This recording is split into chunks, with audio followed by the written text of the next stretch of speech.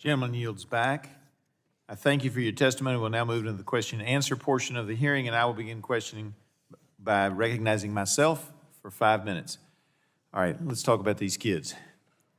Your duty ends once they're properly placed. Question number one, it's my understanding that you all do not notify the local Department of Social Services or other local child welfare agency in the community in which a child is being placed. Is that correct, yes or no?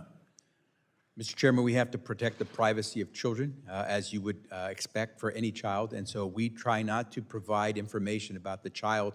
So you don't provide that information to local child welfare agencies that the child's been placed there, or the school system, isn't that correct? We work with the local agencies once a child has been placed, if there's a need to support them with regard to, for example, school or other social services. So we will work with local agencies where necessary.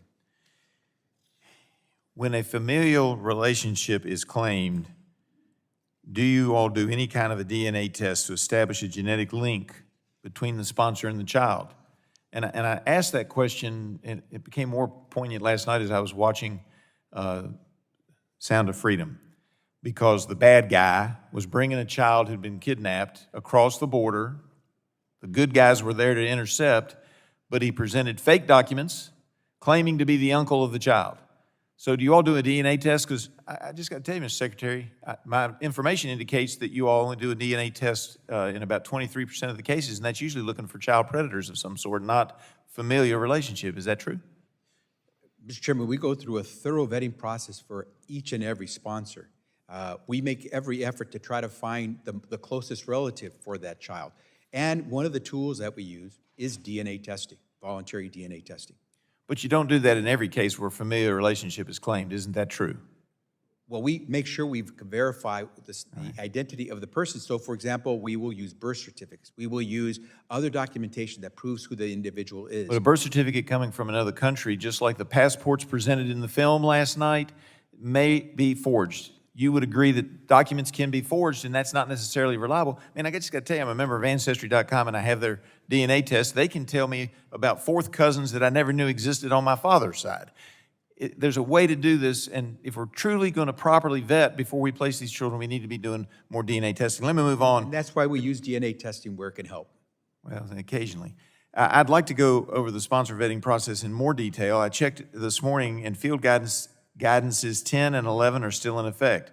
OR continues to waive background checks for people claiming to be distant family members and for other adults who live in the house where the child is being placed. With that as a background, I would have to ask that OR only completed fingerprint checks in 23% of cases. What percentage of sponsors now have completed fingerprint checks before you place a child with them? And Mr. Chairman, we place the care and well-being of every unaccompanied child as our highest priority. And that's why I need to clarify what you and others have said, because you've misunderstood Field Guidance 10 and 11. You applied it to every child, and it does not apply to every child, those two guidances. Field Guidance 10 applies to only to children who are either eligible to be assigned to a parent, a legal guardian, or or somebody who purports to be a close family relative. We've already been there. Right. Okay, let me ask you this. And that we have to document and prove before we release that child. You have documents, but they might be forged. All right. We do everything to make sure that no one gets through the process by providing fraud. In fact, I just had a conversation with case managers about a very case where someone tried to present fraudulent information.